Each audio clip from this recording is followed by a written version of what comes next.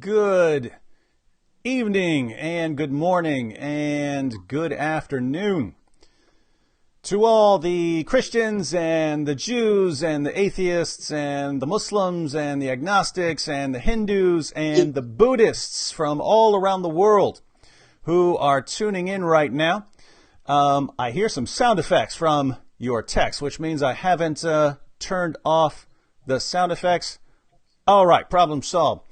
I'm here with good friend Robert Spencer, who is one of the only people on the planet who still talks about Islam and makes perfect sense. So Robert is the author of about 487 books on Islam, the most significant being his recent masterpiece, The History of Jihad. Robert, while all of my friends here and I are clicking that like button, and then we go out and share with all our friends that we are live on, that we're live here discussing the history of jihad.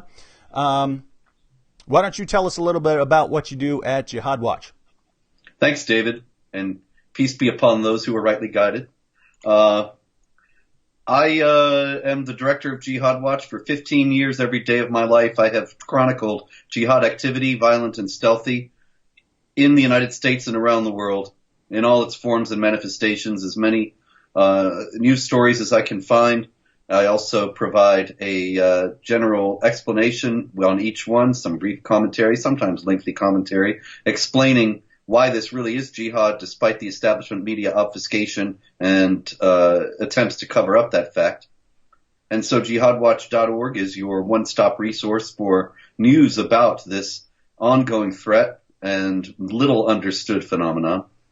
And then, yes, I also have the books which deal with the Quran, with Mohammed, and most recently with the history of jihad. Now, Robert, I'm a little confused because you seem to think that jihad is actually a problem and not something that's great for humanity. And the reason I find this confusing brings us to the topic that we're going to be addressing right now. Mohammed Hijab. We share lots of information, but we come up with new opportunities to share information that we've shared before in different contexts. But Mohammed Hijab, in a recent debate, during the Q&A, there was no opportunity to respond to something that someone else said in the Q&A.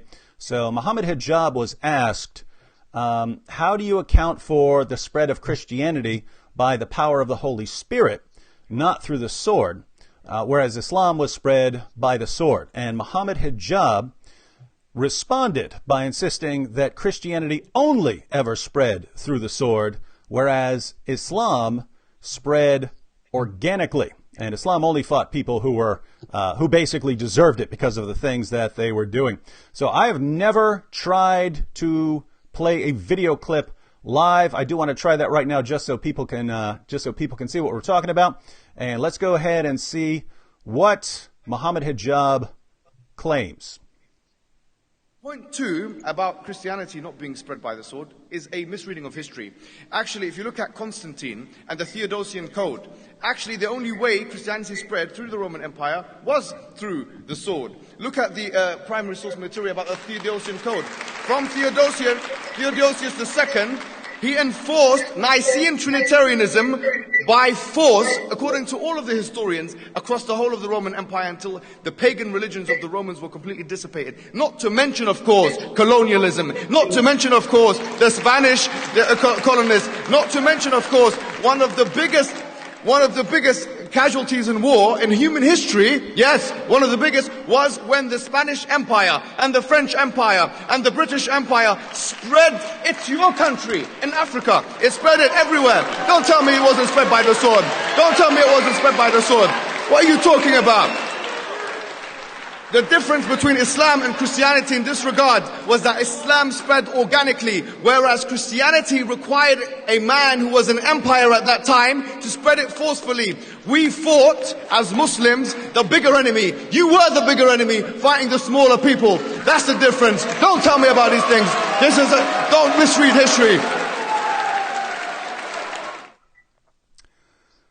All right. Now, that should be somewhat frightening because he's saying you guys, you are the bigger enemy. So Muslims fight Christians because Christians are the bigger enemy historically.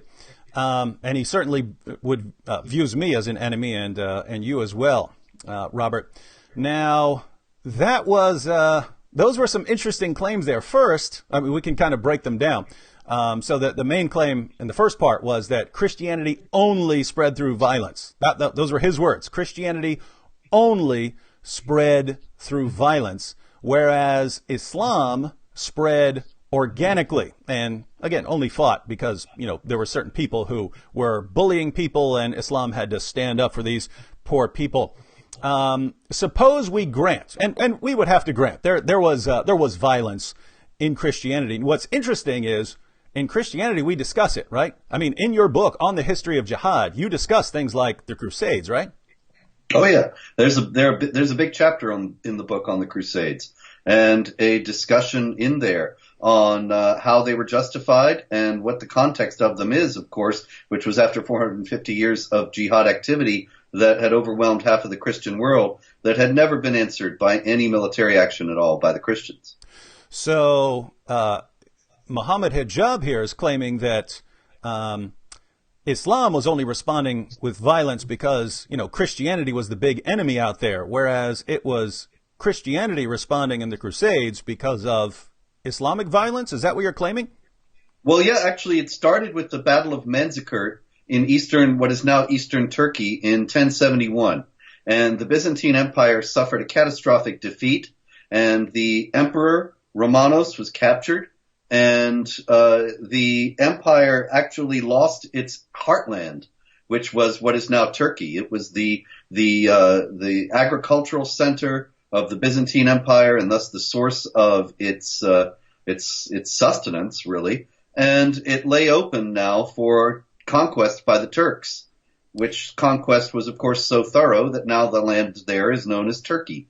Now, the emperor, the Byzantine emperor, seeing this happen, Alexius Comnenus, he was deeply alarmed, and even though this was only 17 years after the final split between the Eastern and Western churches, or what are known today as the Catholic Church and the Orthodox Church, he nonetheless appealed to the Pope for help and asked that the West send soldiers to keep the Christian empire from falling and to protect the Christians of the area. And it took some time for a variety of reasons, but it was in response to that call that the First Crusade was called by Pope Urban II in 1095. Now, with that said, you grant that there were horrible atrocities committed during the Crusades, by the Christian side, right? Oh yeah, and they're in the book as well. So you don't try to conceal this fact. You can openly discuss things that happened in the name of Christianity or in the name of Christ, or not very often not in the name of anything, but since they're done by Christians, they get brought up as criticisms against Christianity. So you address this in your book, and you can go into any Christian bookstore and find discussions of these kinds of issues, violence in the history of Christianity. You can find condemnations of that. It's not a secret in Christianity. If you are an educated person, you go to college, you'll hear about these things, very often skewed versions of this to make things sound historically much worse than they actually were in certain circumstances. But people don't hide from this, right? We don't hide from violence in the name of Christ wherever it has been committed. No, never. I've never seen any Christians of any denomination say that the Crusaders did everything right, or that the Spanish missionaries, when they were going into South America, were never harsh with the natives. These things are openly acknowledged, and then there's various discussions of whether this was justifiable behavior, or to what extent it was, or how it could possibly have been in the context of these other things that were bad about it. Christians have never made any secret of the fact that, after all, you have here a theology that everyone is sinful, and so Christians have never shied away from acknowledging that fact in various ways in relation to specific incidents. Mm-hmm. Now, So we will grant that there were lots of bad things done in the history of Christianity, but those things don't even seem to have gotten off the ground in any way until you get to the 4th century when the Roman Empire begins adopting Christianity. Are you aware of Christians turning to violence to spread Christianity for the first 3 centuries of Christianity? Christianity spreading across the Roman Empire, across other parts of the world. Even in the 1st century, it had spread to various parts of Africa, all the way down to Ethiopia, the Middle East. Christianity is all over the place. Are you aware of, you're a historian, are you aware of Christianity spreading through violence during these first 3 centuries? There's not a single instance of that, David, anywhere. And that's a full 100% certainty on that. It simply would have been unheard of. And not only did it spread to the places you mentioned, but the Christians of India will tell you that Thomas the Apostle went there and preached the gospel in India in the 50s of the 1st century and founded the first churches there that trace their lineage back to him. And so you've got also, it's forgotten, I think, by Christians today, but also Christianity spread into Persia, even into Afghanistan. And this is all in the context of a time when there was discussion among the Christians of the Roman Empire whether it was even permissible for them to serve as soldiers in the Roman Empire, because that would involve killing.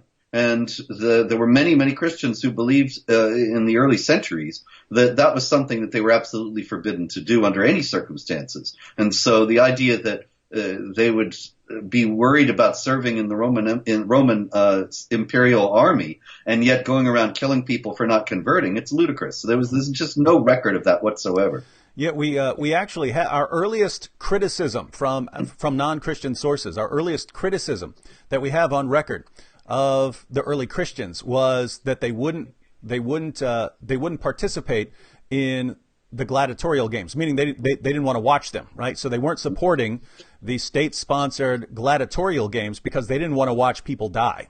And they didn't want to treat this as sport. These were people who were created in the image of God. They didn't want to see them killed.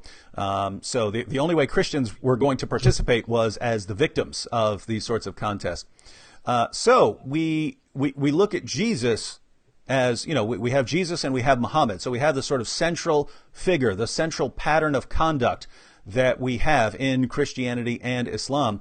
And that would be the first place we should look if we're trying to compare these two ideologies in terms of peace and violence. Did Jesus go around spreading his message through the sword? Did he go around spreading the gospel through violence? No, never, of course. And when Peter said, "Here are 2 swords," he said, "Put them away, that's enough."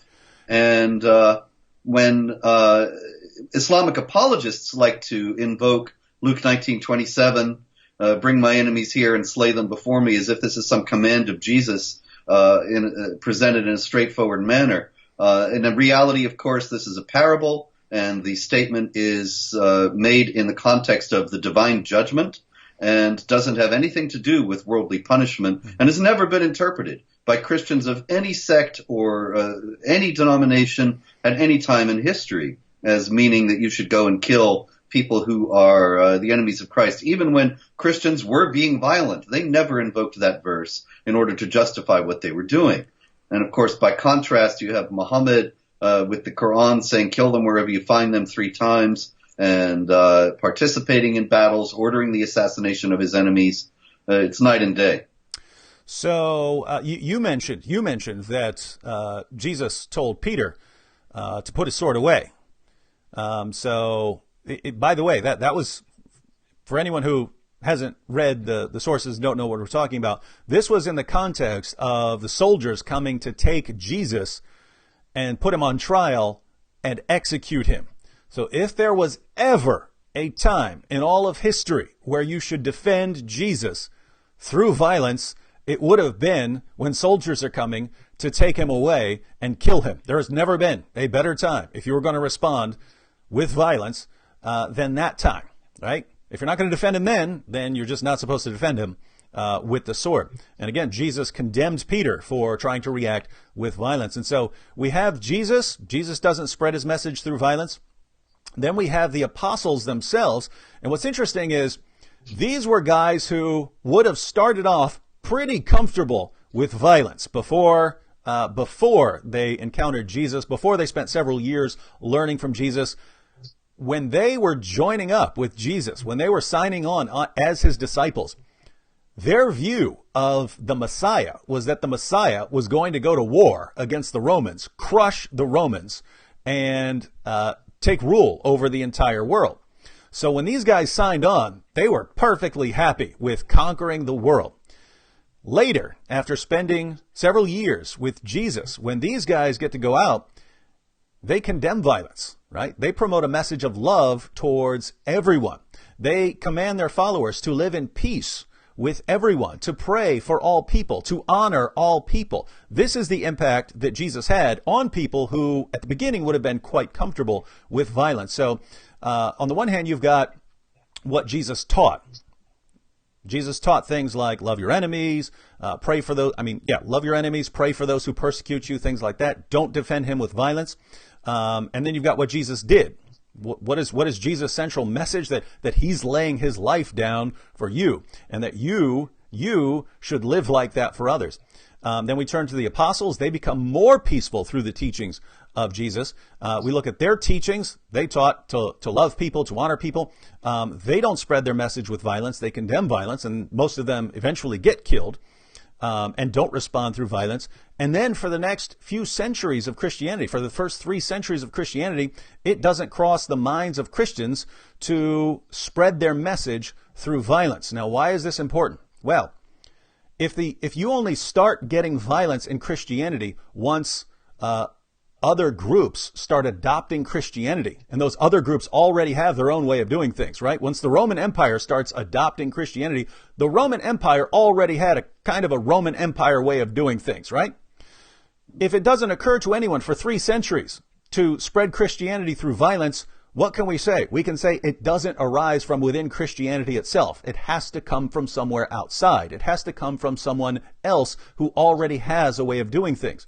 Now, once it's kind of attached to other people who have their own way of doing things, then you can get all sorts of things that you have in Christianity, things that we would point to and condemn, but it doesn't arise from within Christianity itself. So you've got Jesus, his followers, the first 3 centuries of Christianity. Mohammed Hijab said Christianity only spread through the sword. Well, it spread all over the place for 3 centuries without Christians using the sword. Now, Robert, if we're comparing Christianity and Islam, Jesus and Muhammad, if we're comparing those 2 positions and ideologies and founders, can we say that Islam is parallel to Christianity, and that for the first 3 centuries we don't see violence in Islam, and it's not until Islam is adopted by some violent regime that we start getting violence in there? Can we say that sort of thing? Let's go back to the founder himself. Did Muhammad peacefully spread his message and lay down his life for others? Just the opposite. He said, who will take care of this poet, Ka'b ibn al-Ashraf, for me, because he has made fun of Allah and his apostle. He had his followers kill this man, and he rewarded them for it. Others also who criticized him, he had them murdered. He led battles himself, and they were offensive battles. They were not defensive battles. Unifying Arabia by the point of the sword and forcing Islam upon them. Of course, he taught in the Quran to fight and to kill and to subjugate the unbelievers. When you meet the unbelievers, strike the necks, and so on. There's nothing comparable to this in the New Testament, and consequently, we can see that when people who were serious about both tried to live them out, then the Christians were radically peaceful, and the Muslims were radically violent. So Muhammad and his followers went out and did violently subjugate a variety of peoples, and the commands were things like Muhammad saying, I've been commanded to fight people until they say there's no God but Allah, and that Muhammad is the messenger of Allah, and they establish prayer and pay zakat, and if they do it, then their blood will be safe, right? That's very important. And also the other hadith where he says, when you meet the unbelievers, first invite them to accept Islam. Now, in that, so far, it's just like Christianity. And then the second part, however, he says, but if they refuse, then invite them to pay the jizya, that is, accept subjugation under the rule of the Muslims. And if they refuse that, then seek Allah's help and fight them. And so it's as if the missionaries knock on your door and give you their brochure, and if you don't accept it, then they beat you up or kill you. So this isn't some later Muslim king coming along centuries after the events. This is the founder and pattern of conduct himself. Muhammad is the pattern of conduct for Muslims. That's chapter 33, verse 21, ladies and gentlemen. So Muhammad is the pattern, and whether we look at his teachings or his example, we see Islam being spread through violence. That's correct, right? That's it. All right. Oh, go ahead. Yes. No, you go ahead. I was actually going to jump off to after Muhammad, but I think that may be where you were going. Oh, yeah. Well, we have to, right? Because we looked at Christianity. We want to be consistent here. Our good friend Mohammed Hijab, who's given us no shortage of video material for many months to come. Mohammed Hijab insists that Islam spread organically, and love that. Yeah, my vocab the other day was talking about this, and he said it did spread organically. There were organs all over the place, right? On the battlefield. Now that's vocab's sick sense of humor, but yeah. So we look to that first example, that first pattern of conduct. Now the question that arises is how his initial followers understood his teachings and example. The reason this is important is, if we look at, let's say, Christianity, who was in a better position to understand the teachings and example of Jesus than his initial followers? So if these guys had gone out and gone on a killing spree, we would have some reason to think that maybe we're misinterpreting Jesus' message here. But we turn to Islam, and you and I are saying that Muhammad went out and began violently subjugating the population of Arabia, Jews, Christians, pagans, and so on.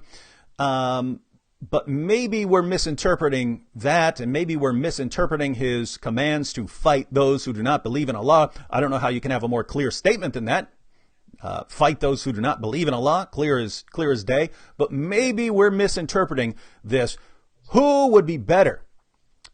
Who would be better? Where can we go than to go to his initial followers and see how they interpreted his teachings and example? Do we find the 4 rightly guided caliphs and the armies that they commanded interpreting Muhammad's commands and example in a peaceful fashion so that they went out and spread Islam organically rather than through force?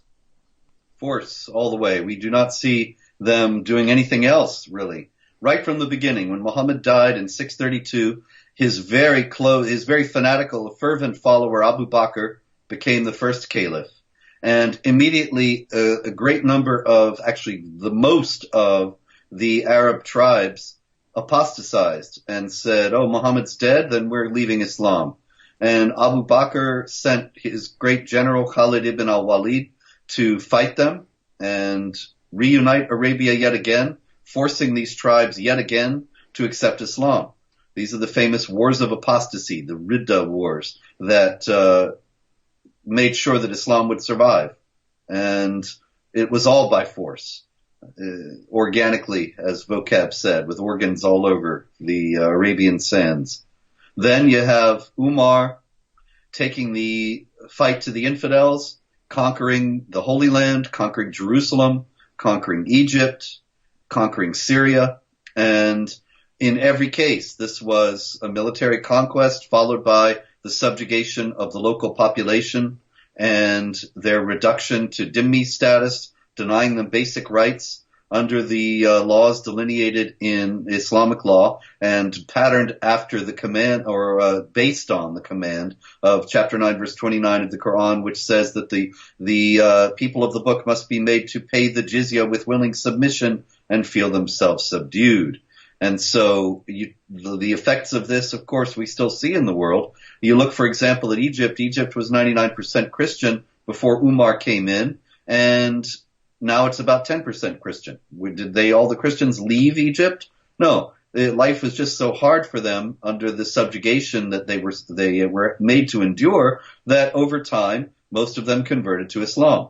But this conversion was not because Islam was sweet reason and made sense and appealed to them on the basis of its intellectual prowess or its charity or anything or its wisdom. It was only because if they converted to Islam, they didn't have to pay this tax. They didn't have to be discriminated against. They didn't have to put up with harassment and sometimes outright violence. And so they converted. This is the organically spread Islam that Mohammed Hijab talks about, that nowhere did it go without violence and without force, and nowhere did people convert in large numbers except because of the onerous burdens that the non-Muslims faced. And of course, this is true all the way. Uthman continued to spread Islam by 732, and Ali was mainly preoccupied with civil wars. But then you have the Umayyad Caliphate after that up until 750. By 732, 100 years after Muhammad died, you have an empire stretching from Spain all the way across North Africa and the Middle East, Persia, and into India. And everywhere, it's harsh, it's brutal, it's living out the Quranic command. Muhammad is the apostle of Allah. Those who follow him are merciful to one another and ruthless to the unbelievers, which is chapter 48, verse 29. Now, hold on. You're saying that Islam didn't spread to all these areas through defense? Yeah, that's another one they always say. The Battle of Tabuk, which is really no battle at all, but Muhammad going up in 630 to fight the Byzantines. The Byzantines weren't even there. And they weren't there because they hadn't heard of Muhammad, and they didn't have enough troops to man all their forts. So they had their garrisons moving from one place to the other. And they were not in the least interested in bothering the Muslims, who they didn't even know existed at this time. And once you have the Muslims coming out of Arabia, you have no indication that anybody in North Africa or Egypt or Syria or Palestine was bothering them, and certainly not anybody from Persia. All of these were offensive wars, from Spain to India. And just to review here, when the armies of jihad went out, and we're not talking about 5 centuries later, 10 centuries later, we're not talking about modern times, we're not talking about ISIS, we're just going to that first century of the Islamic armies marching out. The message that they brought to the unbelievers that they were attacking was, you need to, depending on who you were, convert, or you need to convert, or you will be fought, unless you happen to be a possibly protected group like Jews or Christians, in which case you could submit to the authority of Islam and pay the jizya. So that was the message. It wasn't, hey, we're just fighting you defensively. This has nothing to do with religion. We just want you to understand that you can't persecute Muslims. There weren't any Muslims around for them to persecute. You know, I mean, the whole thing is so absurd on its face. It shows how people like Mohammed Hijab and other Islamic apologists rely on the ignorance of their audiences to carry across their message. And of course, most people today are ignorant of history. And this is all the more reason why it's important to try to get the word out. There were no Muslims in North Africa before the Muslims invaded. There were no Muslims in Egypt or Syria. They came as invaders. So there was nobody there who was being oppressed that they were trying to come to the defense of. And then in India, because you said they have the status of the people of the book and they can be subjugated. Of course, in India, the jihad was even more bloody because they did not have the people of the book status. And Hijab ibn Yusuf, the governor of Iraq, who sent in the early 8th century the first Muslim armies into India, he actually rebuked his top general there for being too merciful, too lenient toward the Hindus. He said, you have to make them just convert or die. And so that's Islam sort of expanding east. Let's round out basically the first 3 centuries, because if we're talking about the first 3 centuries of Christianity, we should compare this with the first 3 centuries of Islam. And there's actually a good basis for that. Muhammad said that the best generation of Muslims was that first generation. and that the next best generation of Muslims would be the next generation, and that the next best generation of Muslims would be the third generation. So the farther back you get, the more authentic the believers are, and the implication would be that, modern Muslims just don't count for much at all, according to Muhammad. So if we look at those first three generations and we expand it on out, we've got the first 3 centuries of Islam. Muslims go east, somehow defensively, all the way fighting through just through defense, all the way into India. Be good to expand upon that a little bit more. But what happened as Islam spread west? The same thing, really. You have the first siege of Constantinople, which was at that time the most important city in the Christian world, the seat of the Christian Empire, the Byzantine Empire, and Rome was in the middle of the Dark Ages and was in eclipse at the time. Constantinople was the real prize, and the Muslims besieged it in 675 first, again in 717, and they kept trying to get it for 1400 years until finally they did conquer it in 1453, which was a very great significant event for the Muslims because there was a prophecy of Mohammed in which he said, first you will conquer the new Rome, which is Constantinople, and then you will conquer the old Rome, which is the city we think of as Rome, which of course they're working on getting today. But here again you have aggressive warfare, not provoked by any attack. As I said, the Byzantines weren't even there when Muhammad went up to Tabuk in 630, and they were not prepared for this massive military strike from Arabia that rolled up a great deal of their empire in North Africa, in Egypt, and so on. And it's another historical myth that the Byzantine, that the people under Byzantine rule in Egypt and elsewhere, they welcomed the invaders. I've seen this written many times, and Islamic apologists like to say it, because supposedly the tax burden that the Byzantines were laying upon these people was so great that they hated them and were glad to be rid of them. Now, in contrast, when I wrote the book, The History of Jihad, I used primary sources, not what modern-day historians say, but what was going on at the time.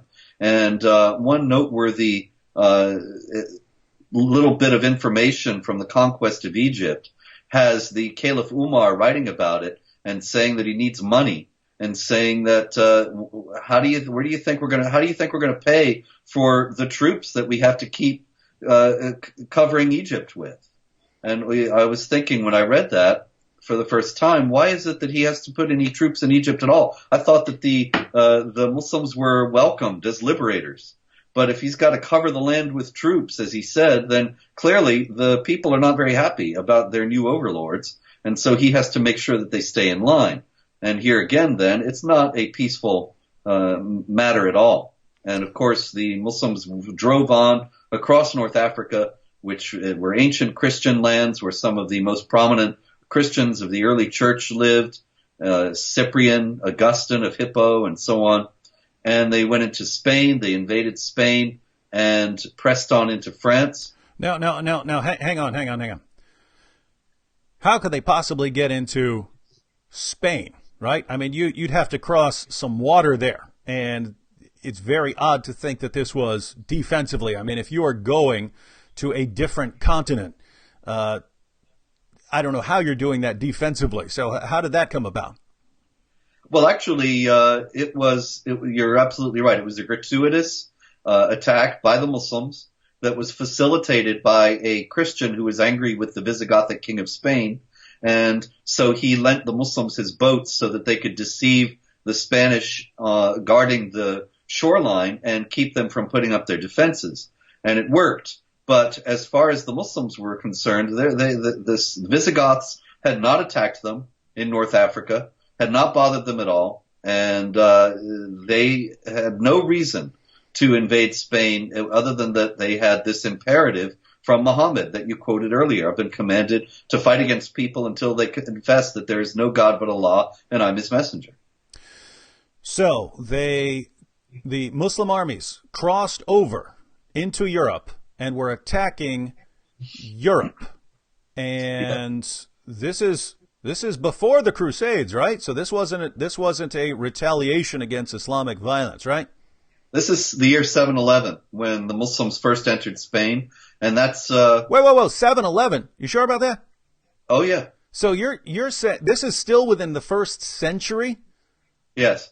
Wow. And so you've got those great generations doing this, and that's 384 years before the First Crusade was called. So Christians were putting up with violent attacks in Europe for centuries before they went out and retaliated against the Middle East. Yes, that's right. And the retaliation against the Middle East was just that, as we said. It was a defensive and a really small scale defensive reaction to all this conquest that had Islamized half of what had been the Christian world before the advent of Islam. So why if the Muslims invaded Europe, did they stop because they eventually realized that Muhammad called for peace with unbelievers? And so they realized, hey, some of our leaders, some of our generals, some of our caliphs have been misinterpreting the commands of Allah and Muhammad, and we need to get back to the basics of Islam, namely living in peace with the unbelievers, and therefore we need to halt our aggression against the unbelievers, against the Christians. Is that what happened? No, unfortunately not. Nor was there a moderate Muslim movement that stood up and said, you're misunderstanding Islam and you have to halt these armies. There was never any, this was done by the leaders of the Islamic world, and there was never any pushback among Muslims. So why did they stop then? They got stopped in 732 in the middle of France. It's really, I think a lot of people think that they were down in southern France right by Spain. But if you look at the map of France, Poitiers and Tours, where the great battle was fought in 732 that stopped them, it's in north central France. And they were advancing briskly. They were stopped by Christian armies that were defending France and the rest of the continent, for that matter. The historian Edward Gibbon says that there was nothing that would have kept the whole of Europe from being conquered and Islamized, except for this French army at Tours. There was nothing in Germany, nothing in Poland that would have stopped them. And they would have, if they had not been stopped there, they would have gone all the way across Europe. Well, now I am hopelessly confused because according to Mohammed Hijab, Islam was just spreading organically and only resorted to fighting when it was a force that was threatening Muslims. And here you're talking about Islam crossing over into Europe and trying to take over Europe and only stopping when they were forced to from an outside force. And I'm trying to compare this with Christianity, where Christianity spreads through peaceful preaching and conversion, and you only get any hints of violence once an outside force starts adopting it. So it seems to be a complete reversal of what we find in Islam, and all of this is a complete reversal from the claims of a self-styled academic researcher like Mohammed Hijab. Yeah, I think Mohammed Hijab's claims were entirely cynical. I expect he himself knows that they're not true, but he was figuring that his audience doesn't know that they're not true. And you, of course, did not have an opportunity to respond. And so he knew he could get away with it. If he does not know these things, then he himself has been indoctrinated with a lot of the revisionist and worthless historical fiction that is passing for reality in all too many universities today, and I would think that would be unfortunate. But it may be that he is a victim, but I rather think that he is a perpetrator. Yeah, normally when a Muslim tells me Islam is peaceful and that, it was Christianity that was violent and the Crusades and Muslims were just minding their own business for centuries when Christians decided to attack them in order to convert them to Christianity. I normally don't think someone's trying to trick me or deceive me. I normally think, okay, this person absorbed a lot of nonsense from all kinds of sources. If the person thinks that, so I normally think, okay, this person hasn't read the Muslim sources. This person hasn't studied history. This person has heard this from his or her parents or imam or the media or something like that. But I normally don't think deception. However, if someone has studied the Muslim sources, which Mohammed Hijab has, and he's an academic researcher, meaning he's done a lot of academic research, then he would have to know. So when you're claiming that Islam only spread organically and that Christianity only spread through violence, there are only two possibilities. One, you're completely ignorant. You have no clue what you're talking about. You've never studied anything remotely resembling a historical source. Or you have studied these things and you're trying to deceive people. And so those are the two possibilities here. And again, I would normally give a person the benefit of the doubt, conclude that he or she isn't trying to deceive me.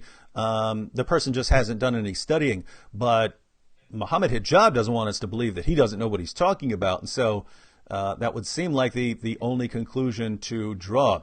So according to Robert Spencer here, and he's going with primary sources in his book, this is where he's getting this information. So he's not getting this from some modern writer like Karen Armstrong or John Esposito. He's going to primary sources. Muslims fought their way westward across northern Africa, up into Europe, and Christians didn't launch the counterattack into Muslim lands for centuries. And that's what happened there. Now, you talked about the initial incursions into India, but we know that they didn't stop. First, going back to what you said about Constantinople. So this was a goal laid down from the time of Muhammad, right? According to Muslim sources. Yes. So at least dating from the 9th century when the Hadith was probably written, but we've had that debate already. Yeah. But Muslims are convinced that this was a teaching of Muhammad, right? You have to go for Constantinople.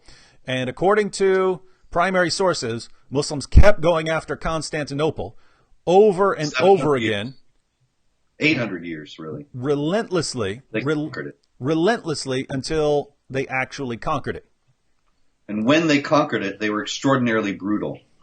And a lot of the citizens of Constantinople had gone into the Hagia Sophia Cathedral to pray, and they thought that, I think probably they were also hoping that the Muslims would be merciful to the people who were in there by the ancient right of sanctuary in places of worship. But what happened instead was that the Muslims rode their horses into the cathedral, hacking people to death right there in the church itself, raping women, and tearing down the place, grabbing all the gold and plundering and so on. And then the caliph himself, the Sultan Mehmed the Conqueror, went into the church with an imam who he ordered to mount the pulpit and say there's no God but Allah and Muhammad is his messenger. And then the place was a mosque, which of course it was up until it was made into a museum by the secular Turks in the 1930s. But now it looks like Erdogan and the Turkish government want to make it a mosque again. But you think about that in light of the organic spread of Islam, according to Mohammed Hijab. There's nothing organic about the how Hagia Sophia became a mosque. Hagia Sophia became a mosque by a brutal and bloody conquest and massacre of the Christians who were in it at the time that the Muslims entered the city. Now, these are of course Christians. These are of course Christians. And so maybe the Christians were doing some really bad stuff and we just aren't aware of it, and maybe we're misinterpreting all of this. You mentioned the spread into Persia and all the way out to India. You mentioned that that there was a condemnation of the Muslim ruler for not being harsh enough with the Hindus and of attempting to grant them dhimmi status. So carry us a little bit further in the eastward expansion of Islam. Well, ultimately, it was just not practical to kill all the Hindus who would not convert to Islam. And so they were granted dhimmi status, but it was never really on the same level as in the areas that were Christian, Egypt and Syria and so on. For example, the Quran speaks, as you know, about protecting churches and synagogues where the name of Allah is spoken, but it doesn't say anything about the Hindu temples or Buddhist or anything. And so the Indian conquerors would routinely tear down the Hindu temples and destroy the Hindu idols. They would break them into pieces, and on many, many occasions put the pieces out in front of the mosques so that the Muslims would be walking over, trampling upon the Hindu gods as they went in and out of the mosque every day. And they were just as brutal to the Hindus themselves. While they were sometimes given the right to pay the jizya or given the opportunity to pay the jizya and submit, at other times, especially with people like Hindu priests, a lot of stories. And here again, these are from Muslim court historians who were writing about how great the king, the emperor was, who was doing all these things at the time they happened. So just to be clear, this isn't from Hindus who were biased against the Muslims because they hated the Muslims so much, and so they're making things up about the Muslims. This is from Muslims. Yes, and I read these Muslim sources, and they're kind of appalling and I only used Muslim sources in the book for the conquest of India, and they're happy about this. Well, like Ibn Ishaq in his biography of Muhammad, and he makes Muhammad out to be a cutthroat sort of mafia type, warlord, assassin, and so on. But he's thrilled. He loves him. And it's the same thing in these Muslim court historians in India. They chronicle all this brutality and bloodshed and bloodlust and slavery and so on, and they love it. And they're happy about it. Anyway, they would make the Hindu priests do things like they would slaughter cows, of course, which are sacred to the Hindus, and then put the cow's flesh in bags that they would force the Hindu priests to wear right under their noses. Kind of humiliation and degradation. As we know, David, intimidation and degradation are favorite weapons of Islamic spokesmen to this day. And I think that it's always been a kind of sadism that runs through Islam all the way back to Muhammad. And was evidenced in your debate where Mohammed Hijab spent much of his time, I think, to cover up the fact that he didn't have any real arguments. So he spent most of his time insulting you instead, trying to get you off balance and nervous and defensive. And you did that, came through that magnificently. I was very happy to see it. But the same kind of intimidation and degradation is something that is a hallmark of Islamic history, and especially in India, where the people, not being people of the book, were made to suffer things that, in many cases, Jews and Christians, as harshly as they were treated in the West, did not go through. And one very noteworthy thing to say about the jihad against India is the strange and wonderful story of Akbar the Great, one of the Mughal emperors. And this is along around the 16th century. Akbar the Great, he started out his career just as brutal and bloodthirsty as the other Mughal emperors had been, the Muslim emperors of India. And so he was destroying temples and killing Hindus all over the place. But for whatever reason, he began to be disenchanted with Islam. And he ultimately left Islam altogether. And he was starting his own religion. He liked to, I think he was a interesting guy. He liked to have the people say Allahu Akbar, not because he was a pious Muslim, just the opposite, because his name was Akbar. And so they were saying Akbar is God, Akbar is Allah. And as he became less and less Islamic, and he tried to, I don't think they ever met, but he reached out to the Christian missionaries, the Portuguese in Goa, and he was speaking with Hindu priests and others, and he began to relax the restrictions on the Hindus. And his son, Jahangir, was a Muslim hardliner, and he was very upset with his father about this. And so he asked his father why he was doing it. And his father said, look, we're all created by the same God, and these are human beings as much as I am. And who am I to say that they don't have a right to live and worship as they please? Really, it's a remarkable statement coming from somebody in the context of Islam. But what's noteworthy about it is much more about Akbar the Great. It's a great story. You can read about him in the history of jihad. But the thing about it is that it's a noteworthy thing that the only time a Muslim ruler in the whole bloody history of the jihad against India was ever good to the Hindus was when he left Islam, which is just the opposite of what you'd expect from Mohammed Hijab. That you'd think that all the organic spread of Islam would mean that the Muslim rulers were just wonderful to the Hindus, and the Hindus would be so moved by their compassion and magnanimity that they would convert to Islam in droves. It was just the opposite. The Muslims were horrible to the Hindus, and the only time that one of them wasn't was when he was less Islamic. Well, now I am hopelessly confused.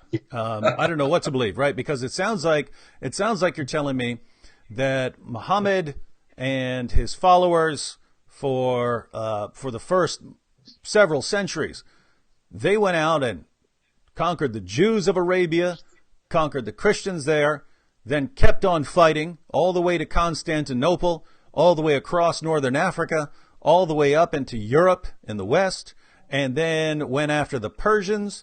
I mean, simultaneously they're going after the Persians, fighting all the way out to India, fighting the Hindus. So you've got groups all across the Muslim world. You have different groups, different leaders following different commands of different generals and so on. And they're all coming to the same conclusion about what they're supposed to do, right? And so now if this is what Muhammad said and did, and this is what his companions and the rightly guided caliphs said and did, and this is what the first 3 centuries of Muslims said and did, there are only two possible explanations.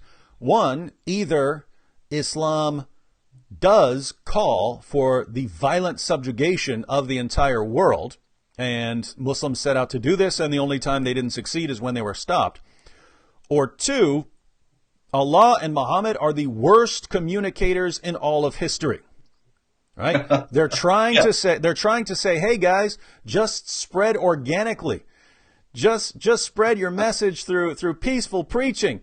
But it comes out, fight those who do not believe in Allah. I've been commanded to fight people until they say there's no God but Allah. It just keeps coming out like Muhammad has some sort of Tourette's syndrome and Allah has some sort of cosmic Tourette's syndrome.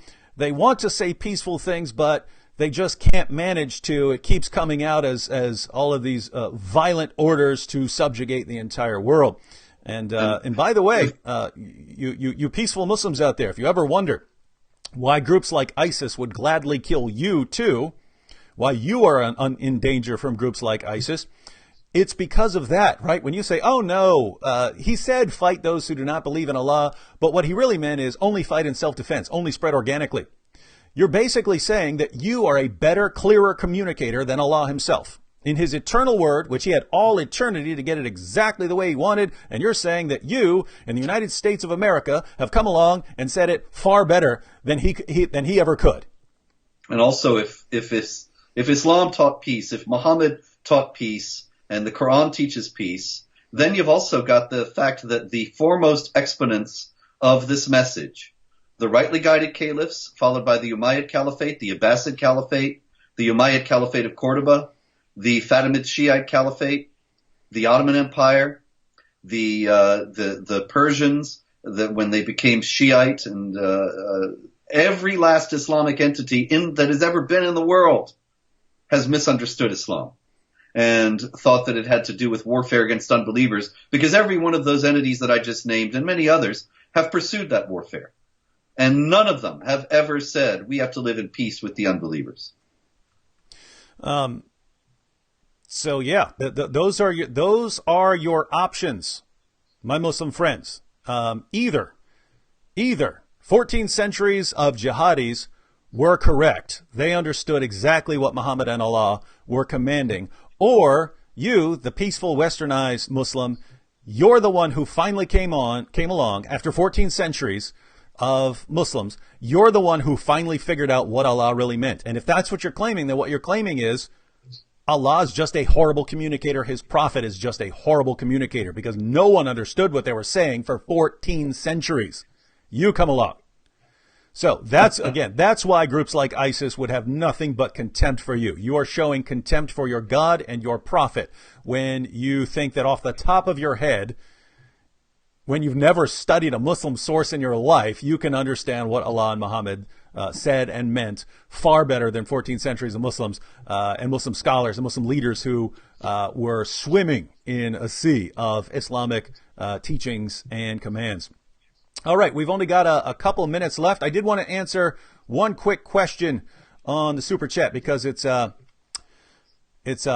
to what we're talking about. Rocky Flintstone says, I've been a fan of you, Mr. David, and Mr. Robert. Will you be open to translating your videos into Urdu and Hindi to reach Pakistani and Indian people? I can speak for myself. Yes, absolutely. As far as videos I've made, this shows you what a horrible, horrible person I am, but it actually shows you how little time I have with 5 kids and 2 of them disabled and so on. I actually have Urdu-speaking Pakistanis and Indians who've been asking me for content, saying they'd love to translate it and dub certain videos or re-record certain videos in their own language.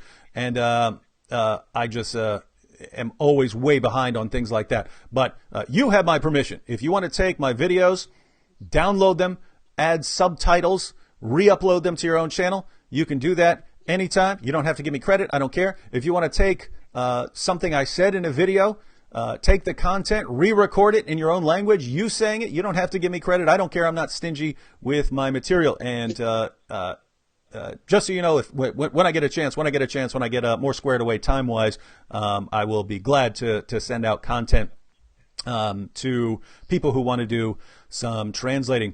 I did, with these last couple minutes, want to give a quick shout out to everyone who contributed on the Super Chat. Ham Sunshine, Tom S., Chaco Curran, Gerald Perry, Arlen 3, and Pedro Rodriguez, and of course Rocky Flintstone. Hope I didn't miss anyone. But thank you to everyone. Now, Robert. Yes, sir. The thing that bothered me most about that debate was not Mohammed Hijab insulting me. I've repeatedly told people I don't have any problem with people insulting me. I know that I upset Muslims, and so even death threats don't bother me anymore. I've gotten too many of them, so I understand that. I understand a Muslim being upset at me, given the things that I say, the information that I share about Islam. So that doesn't bother me at all. I was bothered a bit. By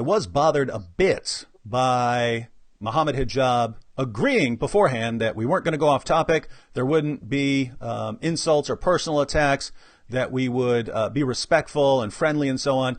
I did have a problem with him agreeing to that ahead of time and then completely violating it as if he had never, ever intended to honor that agreement. And you and I have had that experience before, right?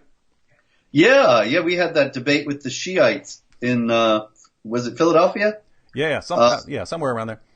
Yeah, and the guy was all friendship and sweetness and light, and then at the end, when it was impossible for me to respond, he began a series of ad hominem attacks, making various claims that I was responsible for mass murder and so on. And, talking about politics when we were required to agree ahead of time that there weren't going to be personal attacks, there weren't going to be discussions of politics and so on, right?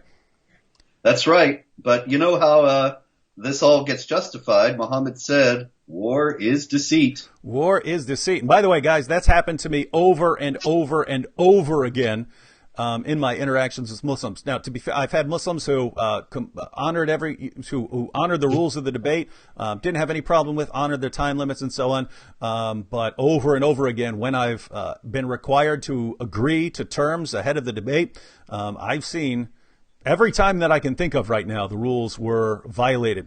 And so, but even that is not what really, really bothered me. What bothered me most was that the audience would mindlessly cheer for anything, even if it was obviously false, right? So there are all kinds of things that we could point out here. Mohammed Hijab said all kinds of things that are false. We'll be addressing those in videos. Lots of videos have already been made by myself and other people. But on something like this issue, where Mohammed Hijab yells, Christianity only spread through violence, and Islam just grew organically, and the crowd cheers. Robert, it almost seems to me like the Muslim crowd, and just to be clear, this is not all Muslims, but the crowd that would follow Mohammed Hijab, it seems like they actually want to be lied to. Yeah, sure. Well, look, you have a closed culture. You have this idea of don't ask questions, because many people have lost their faith by asking questions. It's chapter 5, verse 101 of the Quran. And so free inquiry is discouraged. Doubts are stigmatized, such that even the investigation to try to determine if the thing is true is dangerous. And you have a group of people who live in this atmosphere. They're hungry for somebody to come along and tell them that it's all right, it's all true. And even if they know that they have to stretch it to get there, it's a very great need that they have, because the alternative is just not thinkable for them. They can't leave the community. They'll be shunned by their family. They'll be under death threat. They could be killed, and so on. So you've Better got locked to by Mohammed Hijab than to be killed. So you've got Mohammed Hijab, and the reason he is all too happy to lie to his audience is that the audience is all too happy to be lied to. If I were to make up things while debating, I wouldn't have to hear about it from Muslims or from atheists. I would hear about it from Christians. Christians would be messaging me saying, how dare you, David? How dare you say these things that are false? But if you are a Muslim debater and you make things up, there are just no repercussions for you. And that's just a sad state of affairs. All right. Well, it kind of breaks my heart to sign off now, because we have 900 people still on, but we're going to have many more live streams here in the coming weeks and months. And we don't want to go through all the material. Probably in our next live stream, I'm going to have Anthony Rogers on, and we're going to discuss Allah's physical characteristics. If you watch the debate, you'll remember that Mohammed Hijab seemingly had no clue what I was talking about when I said that Allah's body parts, the physical descriptions of his body parts, his face, his hands, his legs, and so on, were, according to Muslim scholars themselves, supposed to be interpreted literally. Mohammed Hijab says he had no clue what I was talking about. He's not aware of that. So Anthony Rogers and I are going to be happy to share some knowledge about Islam with him. Until then, thank you, Robert Spencer. We'll have Robert on again, because there will always, unfortunately, be issues to discuss with respect to jihad. So until we're here again, just remember, if you're going to walk on thin ice, you might as well dance.